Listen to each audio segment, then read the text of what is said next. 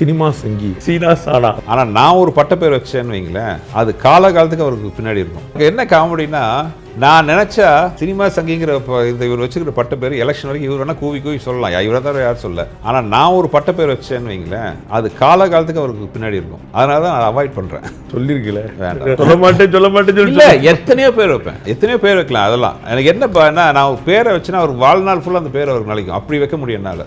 ஒன்று அவர் அளவுக்கு தரந்தாழ்த்தி பேச நான் தயாராக இல்லை. நான் இங்கே தனிப்பட்ட தாக்குதலுக்காக வரல. அவர் மறுபடியும் பயத்தில் உட்காந்து பேட்டிக்கு பேட்டி இன்னைக்கெல்லாம் ஏதோ டம்மி பீஸ்னெல்லாம் சொல்லியிருக்கிறாரு.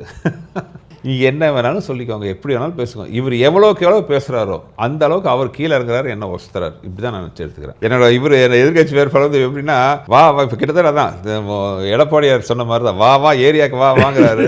நானும் ஓகே அமைதியாக சிரித்து பார்த்துட்ருக்கேன் நான். ஏன்னா அவர் எழுதி கொடுக்குறவங்க யாருன்னு தெரியல. எங்களுக்கு 100 கவுண்டர் கொடுக்குற மாதிரி எழுதி கொடுக்குறாங்க ஈஸியாக. அதாவது ஒரு பயங்கர சவாலான ஒரு ஸ்பீச்சாக இல்லை, அவர் பேசுகிற ஒவ்வொரு வரைக்கும் என்னால் 100 கவுண்டர் கொடுக்க முடியும். அந்த மாதிரி தான் அவங்க எழுதி கொடுக்குறாங்க. இவரும் பாவம் ஆரம்பத்துலேருந்து ஒரே ஒரு ஸ்பீச்சை மட்டும் ரெடி பண்ணி வச்சுக்கிட்டு மனப்பாடமாக அதையே சொல்லிட்டு இருக்காரு. வெற்றிடம் 1-2 பாயிண்ட் தான் நான் பதில் சொன்னேன்.